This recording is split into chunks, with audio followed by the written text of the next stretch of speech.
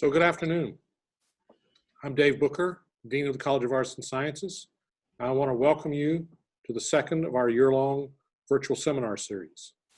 The goal of this series is to showcase the great work of our college faculty, students, and staff to address the critical challenges of our time. Today, we will focus on understanding the presidential election. For over a year now, probably longer, we have been witness to an extended process that included announcements, debates, canceled debates, virtual campaigns, polling results, now early voting, with many of these parts of an election having been complicated by the coronavirus. Before we get started, I want to let you know that you can ask questions using the Q&A feature at the bottom of your screen.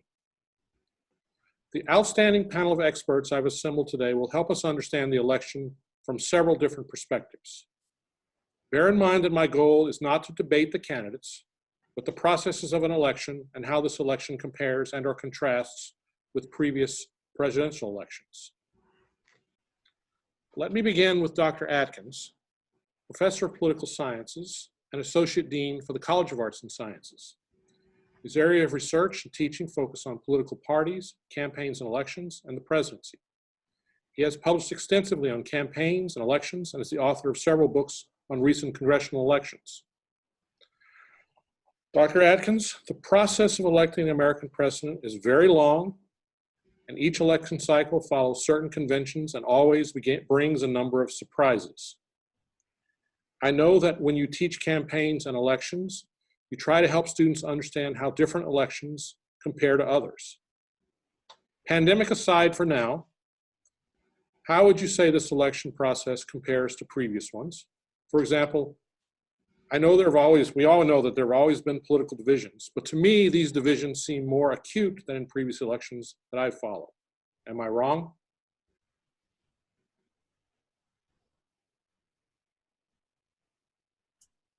Thanks, Dr. Booker, for putting this panel together and for giving us the opportunity to chat. I think I would mention a few things about this.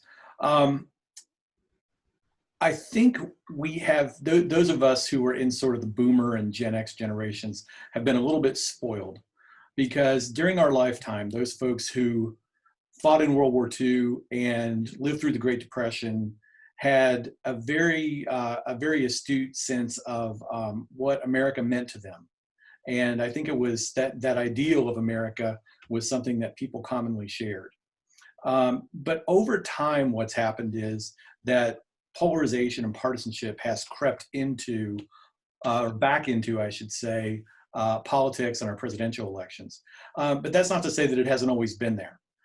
For example, today people will say that, well, the president says really terrible things about people.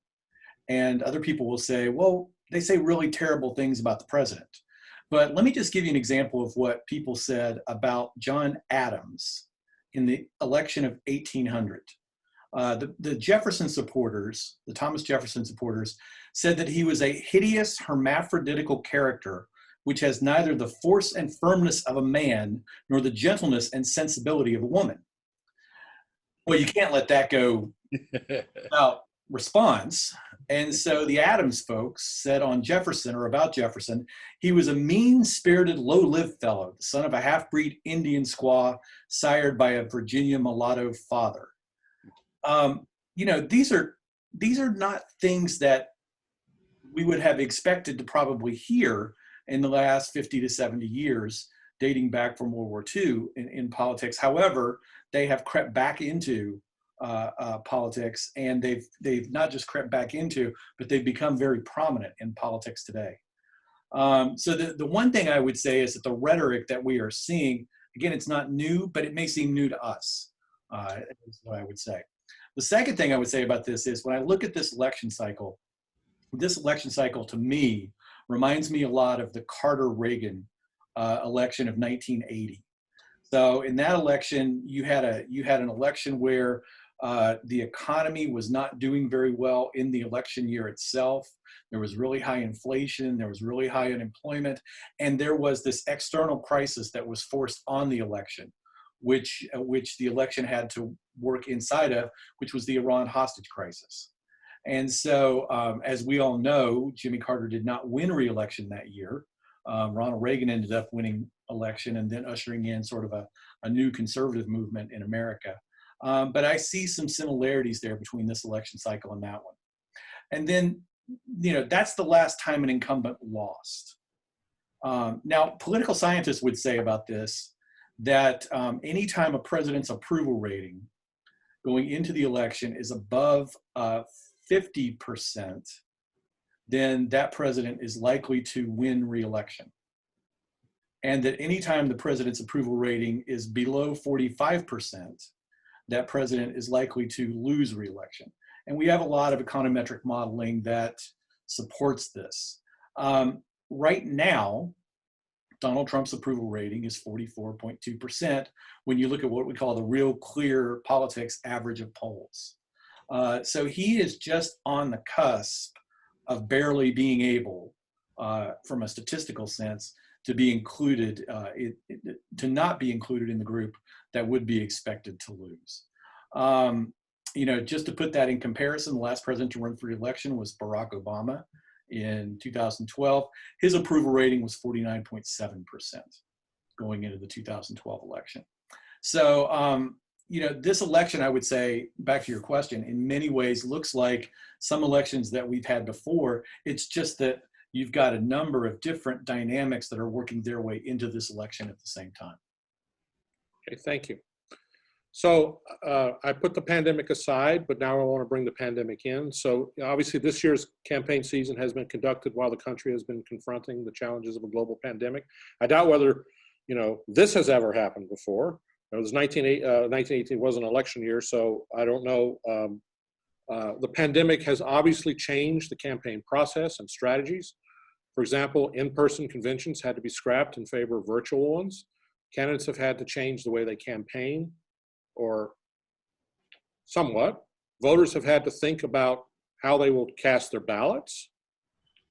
And the pandemic itself perhaps is the major issue of the entire campaign. So what are your thoughts on how the coronavirus is impacting this election and might impact the outcome?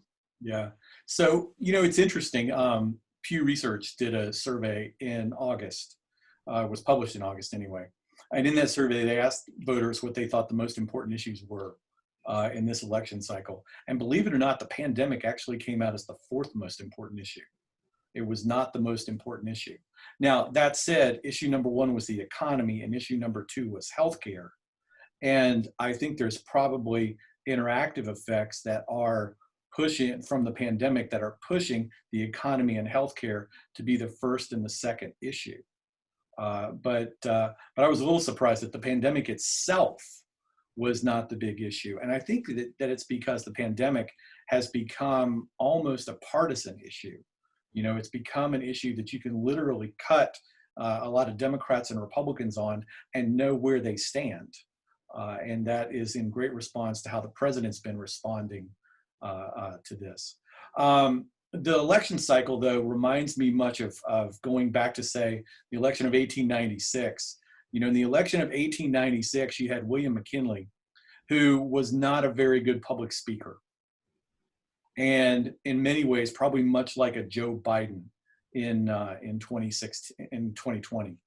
And McKinley's campaign manager, a guy named Mark Hanna, decided he was so bad that he wasn't going to take him out and stump. What he was going to do instead was he was going to put him on his front porch and let reporters come and talk to him, or let people come up and talk to him. And so Biden, until recently, really hasn't left his home very much. Or if he has left his home, it's only to make press appearances in venues that were slightly larger than his home. Trump, on the other hand, is very much like William Jennings Bryan, who we all from Nebraska know. Bryan was stumping all around the country that year. And now what we see tonight, tomorrow night, well, not tomorrow night, tomorrow's the debate. Tonight, last night, every night this week, is we see Trump doing these large gatherings of people because he likes the big public rally, which, I think a lot of people are questioning the safety of that. because you're bringing large groups of people together, many of them without masks in very close proximity to each other. But that's the way Trump campaigns, and that's the way he thinks he's going to win. So in the one sense, I think you've got Trump, who's relying on a traditional stump speech and free news media, and you've got Biden, who's taking a very different approach, which is really to rely on things like television advertising. So anyway, the bigger impact, though, I see is on how we're voting. I think we're seeing this year more early voting. We're seeing more absentee voting. We're seeing more mail-in voting. And that's the biggest impact this year I think the pandemic has created.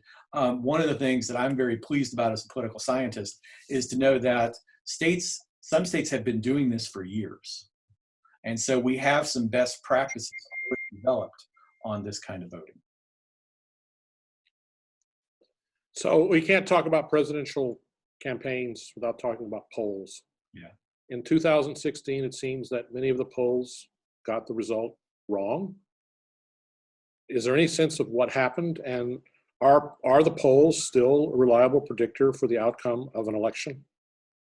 So I think one of the things we have to remember is that polls are right about 19 times in 20.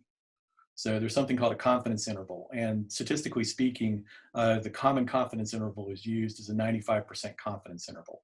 So 19 times in 20, they're going to be right. Even Nate Silver, who runs 538.com, as of this morning, said that Donald Trump only had a 12% chance of getting elected this year, based on what he was seeing in the polls at a state-by-state level and running different simulations based on what he was seeing in those polls.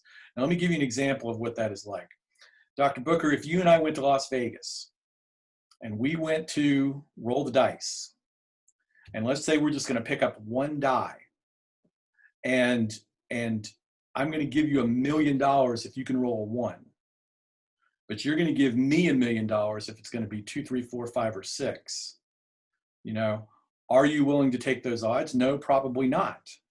But that 1 in 6, Trump's odds are just a little below 1 in 6 of winning the election right now. Can you roll a 1 in 6? The answer is yes. Okay, and he did that in 2016. Here's the question I ask: can you do it twice in a row? Because now the odds really aren't 12% anymore. The odds are really much, much smaller. So he's really got to roll a 1 in 6 again. So we have a question. 139 million ballots were cast in 2016. The estimates that are 154 million voters cast in 2020. Is there who benefits? Is there a benefit? Well, the traditional, what we know in political science traditionally is that the higher the percentage of the vote, the more likely it is that benefits the Democrats. So because Democrats traditionally do better when the vote percentage is higher. Now, it used to be when everybody voted in person, the question was always, did it rain? Because if it rains, that's going to suppress voter turnout and would therefore be expected to suppress the number or percentage of Democrats that might turn out, because Republicans might be more loyal voters in that respect. But I expect that will benefit Democrats. And the interesting thing, I think, is based on some of the data we saw in 2018, I expect a lot of those new voters that we are seeing are in the 18 to 24 category. So they're people who definitely have not voted. Most of them definitely have not voted before. So, and based on what we saw in 2018, I expect turnout to be higher than usual among that group. All right, so I want to bring in Mr. Love, who is adjunct professor for the Department of Black Studies, and he teaches a course called African American Politics. In 1984, Mr. Love served as the campaign manager for Jesse Jackson's presidential. Preston, you have direct experience working on campaigns, working for Harold Washington's successful Chicago mayoral campaign, and then serving as Jesse Jackson's presidential campaign manager in '84. For those who may not know, Jesse Jackson was the second African American after Shirley Chisholm to mount a nationwide campaign for president as a Democrat. And Jackson earned over 3 million votes, 18.2% of the total. Love, how would you compare what it was like to run a campaign in 1984 with what you are witnessing today? If you were running this campaign in 2020, how do you think it would be different? Well, I would say, first of all, let me also say that I appreciate being on the panel and appreciated some of Dr. Atkins' comments. I don't want to answer your question. I'm just going to comment on Dr. Atkins. No, I'm just kidding. Okay. But I'll tell you, my feeling is that there's more differences than there are things in common about the environment, the what was going on in the country in 1984 were surely different than what's going on. And I mean, not specifically, but generally, what we have now is a higher level of divisiveness. It's a bigger divide in Congress. And we had a president at the time who, Republican president, who was pretty popular and not hated, if you will, by, or I should say, there was not the level of reaction to Reagan as there is a reaction to Trump. And then also, I would say that Jesse Jackson's run for president was historic and laid the groundwork for many, many other African Americans to run for president. It really wasn't thought that at that time that an African American could, it's much like an African American quarterback. It's always thought that an African American quarterback, no matter how athletic, could not lead his team and satisfy the fans. Well, that was somewhat the case for a Black African American candidate for president. It was thought that Jesse Jackson would be fun, but that he would not be able to articulate the domestic and global issues. He turned out that he could, and was fairly successful. I would like to mention that one of the things that was similar in 1984 and now, but also my experience, I've had the pleasure of having voted since 1960. So I voted for Clinton in 90, but I voted for the Kennedys in the 60s, and then of course Obama. So in some very historic elections, but there is no election like this 2020. There's no comparison, and for a lot of factors. But one of the things that came out and was so dramatic in 1984 that is going to come into play in 2020 is something that maybe people don't really know. And I'd be interested sometime to have a discussion with Dr. Atkins on this, because I have witnessed this and studied this, and I'm convinced the African American turnout is dependent on well, generally speaking, I'm saying the turnout over and above just people voting. So a larger turnout than usual is based on my observation, is based on two factors. And those two factors are rooted in emotion. And those either very positive emotion or very negative emotion are really the only factors that I've been able to determine that will bring African American voters out in a high fashion. And so therefore, 1984, the emotion, and positive as it was the fact that we had, in effect, even though the first African American to run for president, as you mentioned, was Shirley Chisholm in 1972. But Jesse Jackson was the first, what would be considered to be a serious candidate. And all of that turned out to be a movement, a positive emotional movement that brought African Americans out in unbelievable numbers. I would say also that in 1983, And without going deep into it, but the reason why there was Jesse Jackson's presidential run was in 1983, Harold Washington was who became the first African American to win the mayoral race in Chicago. The turnout in the Black community averaged in the 90s. And so, and it was all about positive emotion about the fact. And so the relationship I'm saying then picks itself up again in 2008 with Obama, but the emotion right now is negative. That's bringing out, I believe, that will bring out the African Americans. Negative meaning that there is so much negative energy in the African American community about our president, or whether it's right or wrong, it is emotion. And that's what is generating the activity. And I expect that we'll break all the records, both locally in Douglas County and all over the nation in the urban centers of turnout because of that negative emotion or that reaction to our president. We saw pieces of that in 2018 during the midterm. So would you say that the what you're calling negative emotion, or however you want to characterize that, is attributed to things that are currently happening in the country that represent something that's different or comparable to something you might have seen 50 years ago? Oh no, it's directly related to a series of things, and I don't want to be over partisan, but it is perceived that our chief executive is racist in our community. It is a fact that the country is divided and that the chief executive has been divisive.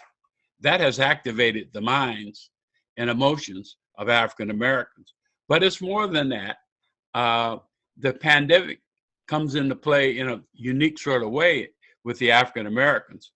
That is the fact of the matter, without going through the numbers, but there are disparities in the African American and really, quite frankly, in the poverty-stricken communities that would include many peoples of color, not just African Americans, that are brought out in healthcare disparities, mass incarceration, poverty, as I mentioned, educational gaps, the lack of investment in the urban centers, and of course, policing and all of that. Those are disparities that have been around, but the pandemic has brought them to the forefront because now all of those disparities are costing people's lives. They're not being able to, a big part of it is getting people fed. They've lost their jobs. All of those disparities have become so intense that the pandemic, to some degree, the African Americans blame our government for not being responsive and also not understanding that those disparities are there. And so that's a very strong factor that contributes to an emotional response to let's go vote and try to fix this by putting new folks in and so forth, trying not to be overly partisan. It turns out that Democratic vote is not primarily, but the African American experience in politics is that it is primarily Democratic. So in trying to describe the situation, it sounds partisan, but it really is about the reality of that. Okay, thank you. Thank you, Mr. Love. So next, Dr. Danielle Batisti, Associate Professor of History, specializes in immigration and ethnic history. Her book, Whom Shall We Welcome? Italian Americans and Immigration Reform, published in 2019, examines both the liberal and conservative elements of American efforts to influence American immigration and policies of the 1950s and 60s, and was awarded the Immigration and Ethnic History Society's Best First Book Award for 2019. Dr. Battisti's expertise can help us understand how ethnic groups have and continue to take part in power politics and shape public policy in the US. So, Dr. Battisti, you study the history of American immigration policies, and your book focused on the 1950s and 60s. What can we learn about our current election by focusing on American immigration policy? And so 2 years ago, I would have thought US immigration would have been one of the important campaign issues, and right now it doesn't seem to be that important. So your thoughts? Sure. Thank you again. Like everyone else, I'm pleased to take part in this conversation. So I think there are two sort of questions there. So I'll start off with the general and then move to the specific here. So if we take a look at the role of immigrants and ethnic groups in the United States historically and what they tend to be particularly concerned about and how it plays out in presidential elections or electoral politics, we can tend to sort of see immigrant ethnic engagement in about 4 categories. The first, and this is in no particular order, immigrants, ethnic groups tend to be concerned with American foreign relations with their homelands, right? What do homeland politics look like? And these are particularly pressing issues during times of conflict or distress in immigrant homelands. So we get discussions about what should American foreign aid packages toward X country look like? What humanitarian assistance, if any, should the United States be providing to a certain country? What immigration or refugee policies should the United States make available to allied or even adversarial nations in times of economic crisis, political crisis, environmental stress? So for example, things like providing refugee relief to Hungarians as a form of Cold War foreign policy was something that sort of Eastern European ethnic groups campaigned for in the 1950s. So the United States relationship with one's homeland is an electoral talking point for many immigrant groups. Certainly, immigrants and ethnic groups tend to be concerned with immigration, refugee, and asylum laws more than the general population or the native-born population. In more recent years, we could also add in discussions about border policing and detention. And immigrants and ethnics tend to be particularly concerned with naturalization and citizenship provisions, which I think sometimes gets overlooked but is vitally important. Other things that we see play out historically are immigrant and ethnic groups take issue with certain pieces of domestic legislation that are highly impactful on a particular ethnic group. So if we take a look at the New Deal, for example, historians have found that Southern and Eastern Europeans were highly engaged in electoral politics during the 2 FDR administrations in the 1930s because they cared about the details of New Deal legislation and whether or not their communities would benefit from public works jobs. And so we see provisions like the fact that one does not need to be a citizen to claim Social Security written into bills because of the ethnic politicking of groups like Italian Americans, Polish Americans, and so forth. We don't see the same types of benefits in New Deal legislation for, say, Mexican Americans that did not have political clout in the Southwest, or African Americans, 70% of whom lived in the South and didn't have electoral representation either. So these are some important things to think about. And then fourthly, I would add in electoral issues that tend to be placed based in class concerns can be particularly important for immigrant groups. Now, in our last major wave of immigration in the late 19th and early 20th century, the vast majority of immigrants were sort of a global proletariat of immigrants. They were largely working class peoples, right? Since 1965, modern immigration has been highly bifurcated, I'm saying that wrong, but if you can picture a dumbbell, there's a lot of elite high-class immigrants, a lot of low-skilled working-class immigrants, and very few in between, right? So it's a little bit harder to see today, or to quantify today, how class issues play out with immigrants because we have such stark relief there. So those are some things that historically have been important. If we take a look at certain things in this election, I would agree with you, Dr. Booker, that in 2016 or 2018, immigration was ranked much higher in public opinion polls on people's sort of radar. But the coronavirus and the ensuing economic and social concerns it have produced have sort of shifted the dynamic a little bit. That being said, there is still plenty on people's minds when it comes to immigration issues. And we could name, there's not a few of them. I'm going to quickly name off some big issues, including the status of dreamers and their future in the United States, issues having to do with walls, travel bans, and border policing. We are in the middle of huge changes to the way the United States processes asylum claims. And we have even seen in this administration a shift toward the criminalization of asylum. We see increasing rates of immigrant detention, and many people are making connections between a shift toward incarceration in detention and the general incarceration rates and policies that we see in the nation. And that's important for many groups. We have seen policies of family separation and the detention of minors that are again in the news today. We've seen discussions about immigrants and public health, especially as immigrants make up a large portion of the people who are engaged in service and industrial jobs that are deemed necessary in the current pandemic economy. If we take a look at certain industries like meatpacking, they are predominated by immigrants whose public health concerns come into play. Many people are started to talk about the segregated nature of public health in American cities. So I think these are some specific issues that are certainly at play in this election.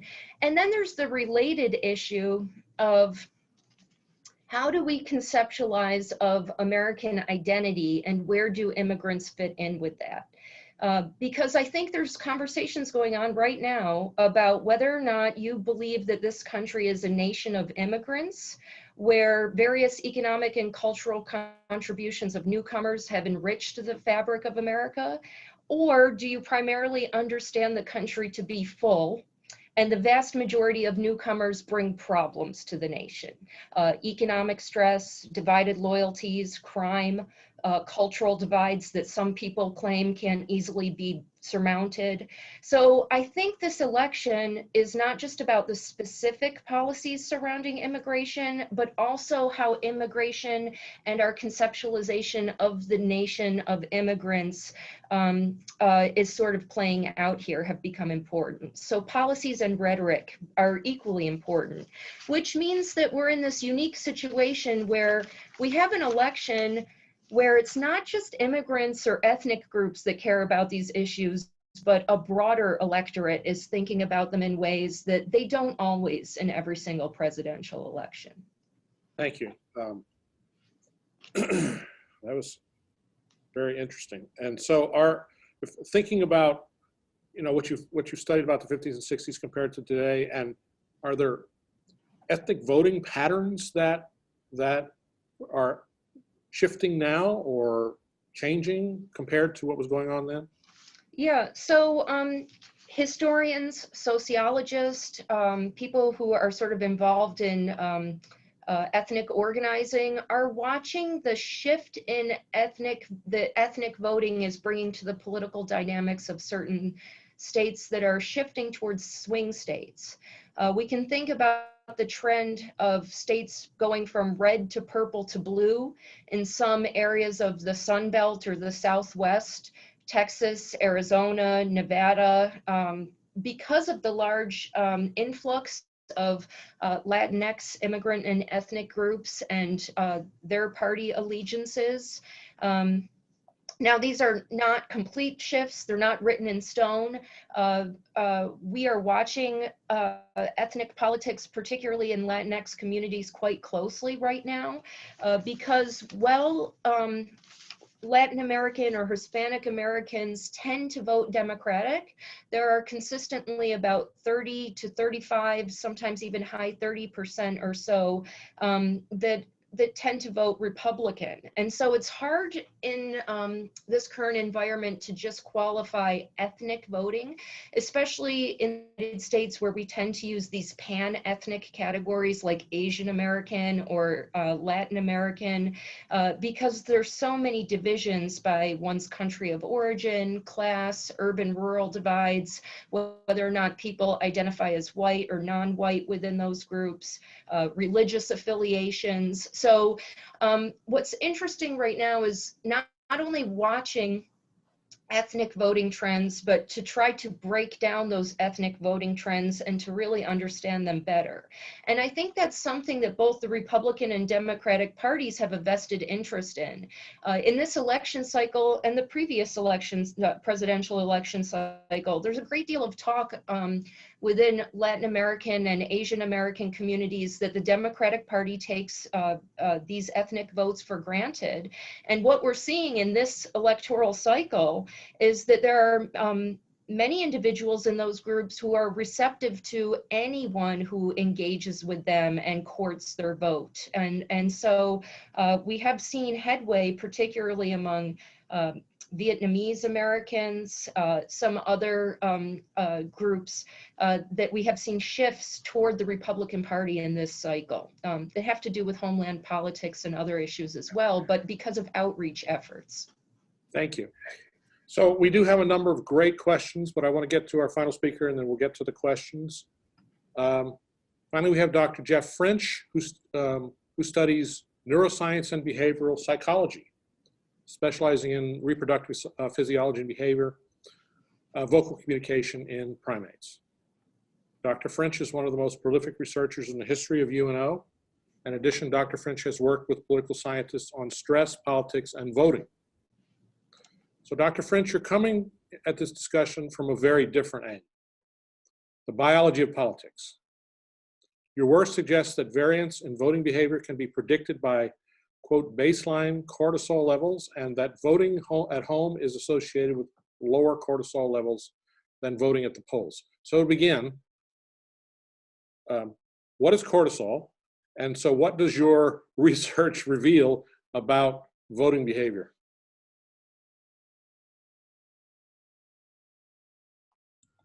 I'd like to join my fellow panel members in thanking you, Dean Booker, for organizing this, and it's an honor to be on the panel with my distinguished colleagues. And I thank those of you in the audience for attending. And if you waited until the fourth speaker to say which of these is not like the other, you've won the game. So political science is by its very nature sort of the prototypical social science. But about a decade ago, let me start back by saying when Preston Love mentioned that emotion is an important component in voting behavior, that is exactly the impetus for the work that we're doing. In about the past decade, biological scientists have attempted to understand some of the substrates that underlie a number of important factors in voting behavior. So our first question had to deal with the phenomenon of voter participation. I think among the modern democracies, the US has the lowest level of participation in general elections, ranging somewhere between 40 to 60%. So we tried to design a study that attempted to look at whether or not there were biological substrates of the decision to vote. Participating in politics is stressful, as all of us know from this particular political year. But decisions on whether or not to vote might also be shaped by stress response styles. We measure stress by measuring cortisol, which is a hormone produced by the adrenal gland, sits on top of your kidney, and it helps it serves a number of functions. First of all, energy metabolism, but it also is released and produces a cascade of responses that help us respond to environmental challenges. sharpens cognition, increases sensory processing, etc. So we got voting records for over 100 Nebraskan voters and asked how many times did they actually go to the polls and vote, not who they voted for, but whether or not they actually took the time to go to the polls and vote for the last 6 general elections. And those data are easily available from the Nebraska Secretary of State. We don't find out who you voted for, but we can find out whether or not you participated. We then brought them into the laboratory and took a baseline saliva sample late in the afternoon to measure non-stress cortisol, and then exposed them to a series of social and mathematical challenges designed to elevate cortisol. So our questions were, does differences in stress response predict the likelihood of a person to engage in voting behavior?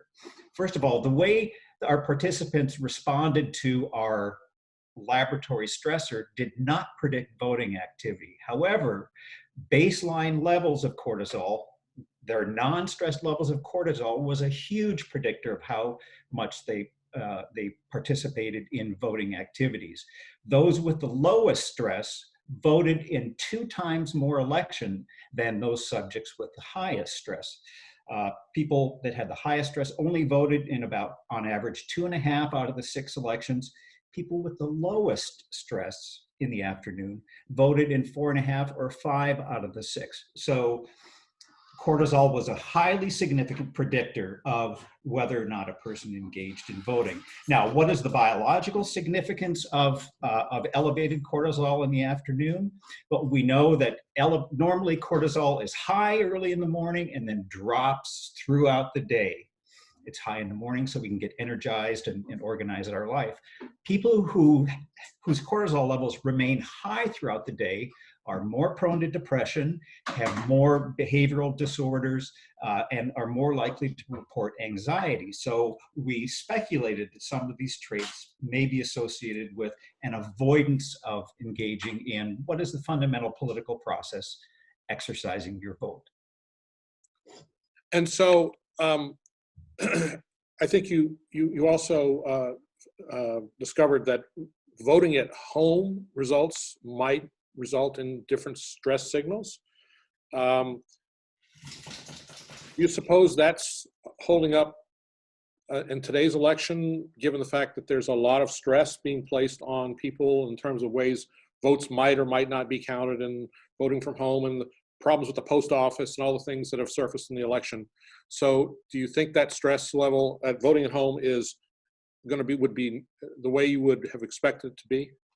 Yeah, absolutely. And I think you're hinting at this notion that physiology and behavior work in both directions. Our first study showed that a person's pre-existing physiology may predict whether they're engaging in a behavior. A second study we did asked whether engaging in a particular behavior produced differential amount of stress. Once again, we accessed a group of subjects and we randomly assigned them to 3 conditions. The first condition, we asked the people to go to the polls at about 6 o'clock in the evening and exercise their vote at their local precinct. The second group, we asked to vote from home and place their vote and take a saliva sample before and after engaging in that activity. So imagine taking a saliva swab, filling out your absentee ballot, then doing another saliva sample. As a control group, we asked people to get in their cars, drive to a local convenience shop, purchase a beverage or a snack, and then drive back home to mimic the activity of driving or walking or bicycling to the precinct. We found that individuals who voted at home or did our control trial, a non-political activity, showed reductions in cortisol after engaging in that activity.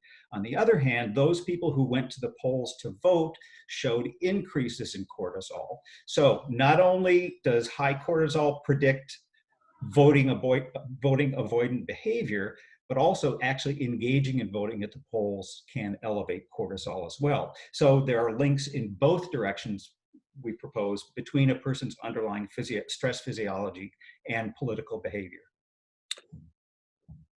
Thank you so much. You So bet. let me turn to a few of our questions, and I'm going to, in the interest of time, I'm going to take some of the themes that I see in the questions and try to. So first one has to do with the possibility that the result of the election there might be some kind of dispute at the end of the election.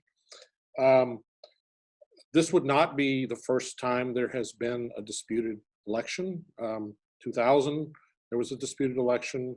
1876, there was a disputed election. So do you, and I guess this question is for Dr. Atkins, do you expect that there will be some kind of dispute at the end of the election?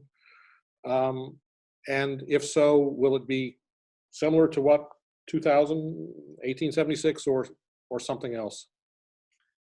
I think the one thing to remember is that in the United States, we do not have one election, but we actually have a series of 51 elections because every state plus the District of Columbia is running an election.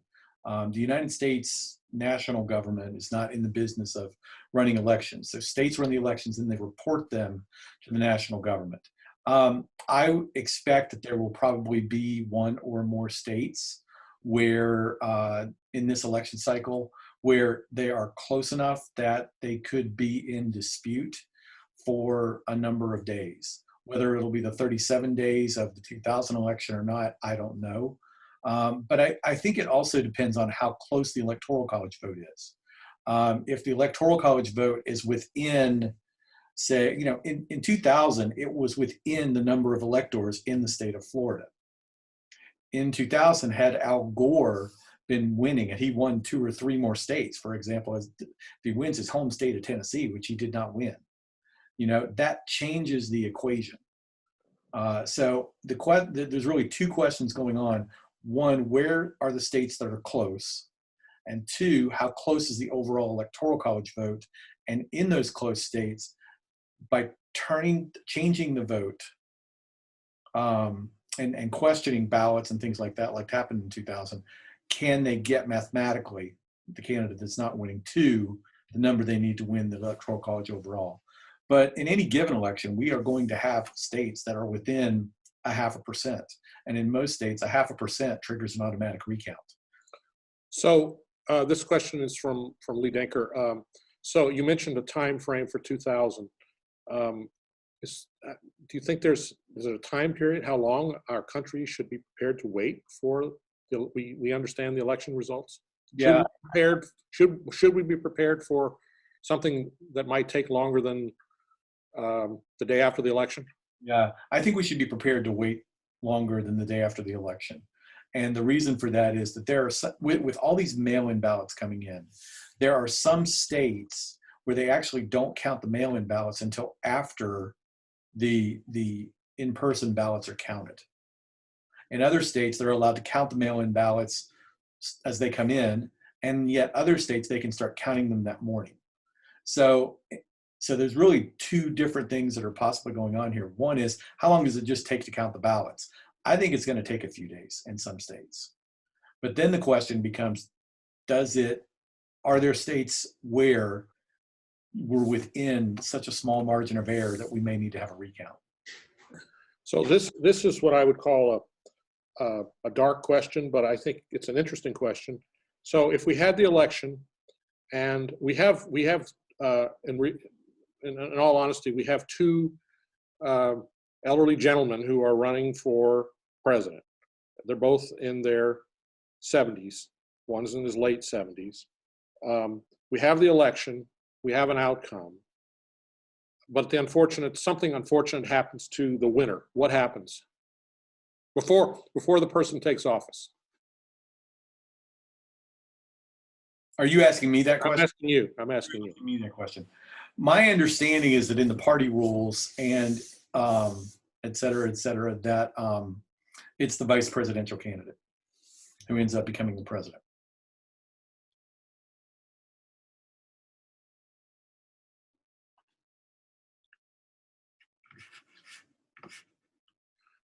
This question for Jeff, are there differences in baseline cortisol or stress response among ethnicities and other voting blocs that may affect voting habits? Dave, Dean Booker. That's a great question. Our study did not have a lot of non-Caucasian, non-white participants, but we did code for white and non-white participants and saw no difference. And I should also point out that we saw no difference in the links between voting activity and cortisol in Democrats or Republicans or liberals or conservatives. So these links that we established are not a partisan thing. It really represents, it's a fundamental property of the links between human biology and political activity. So I'll ask this question. It could go to Preston or Randy. So why do you think a black man won the election before a woman? Or maybe Danielle wants to take that up too. What? Say it again. Well, the question is, why do you think a black man won the election before a woman? Oh, I think what election? Maybe I should ask. Why there was a black man elected president before there was a woman elected president? Well, I think that is rooted in sexism. That men have tended to be first because women were held back. We have in the 19th Amendment to the Constitution, women were given the right to vote, but African American women, it was in the 60s before they really were really voting. And so I think, simply stated, it's just because that we haven't accepted women in places where they should have been accepted. And so that's why a black male, even though Shirley Chisholm was the first African-American in modern times to run for president, but she wasn't taken seriously. She was a serious person, a congresswoman. And so that's my answer. While I have the mic, I wanted to say something very quickly, and that is that I'm one of the things on the question of what happens if we have to go to the courts and all of that. What I'm afraid of, and what I think is unique to this election, is that we're in a uniquely so divisive and divided country that if we go through some protracted protocol, what happens after that is very scary, that the country or some part or percentage of the country won't accept it, no matter what. And that could be very unlike any other time, at least in my study, where we've been this divided prior to the election, and then therefore the results will not be accepted. In the 2000, of course, all the Democrats wanted Al Gore to win and all of that, but everybody in effect accepted it, albeit, not happy. But we're in a position now where we have people who will go to the streets maybe get violent. And that's what I'm afraid of. So I'm sorry. I'd like to jump in there as a historian and sort of comment on some things Dr. Adkins brought up earlier and Mr. Love was talking about. I think this is a unique moment as well because political polarization, Dr. Atkins was talking about the rhetoric of polarization that existed in the founding generation, but we have to remember in the founding generation, there was small circulation of newspapers, literacy was very low, civic engagement was limited to elites. This kind of name calling among Jefferson and Adams strikes me as a fight in a gentleman's club, right? I mean, we are in a different dynamic right now where regular individuals are thinking of kidnapping governors, okay?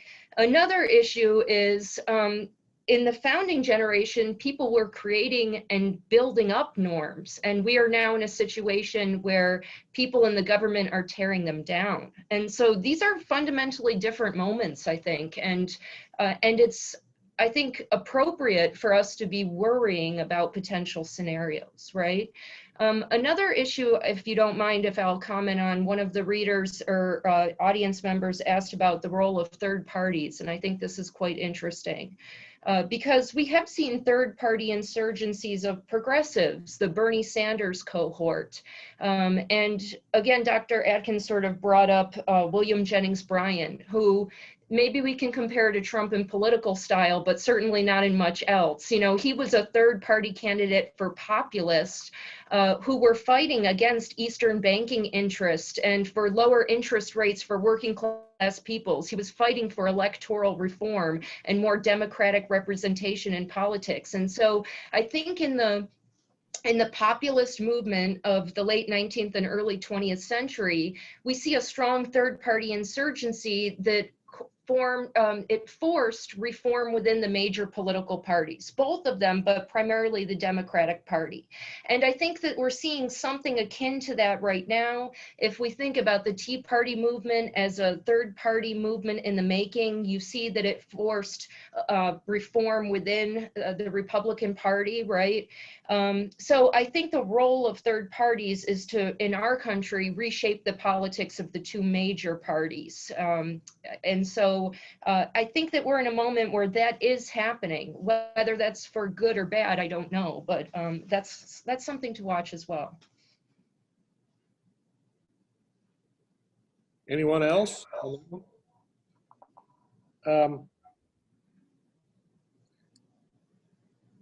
I have deliberately kind of stayed away from, the question that everybody, I'm sure, wants to, who's going to win. I've tried, as you can see, I've tried to keep it focused on the election process and not the outcome of the election. But Randy, I think you do research. And you study research about outcomes. We talked a little bit about polls. Is there, I think you do your own kind of analysis of each election and come up with your kind of projected outcome. Can you tell us about that and what you found, what you find about this election?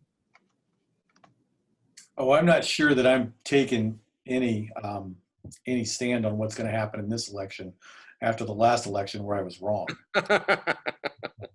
I do a better job at forecasting who's going to win the nomination than I do winning the general election, I think you could say.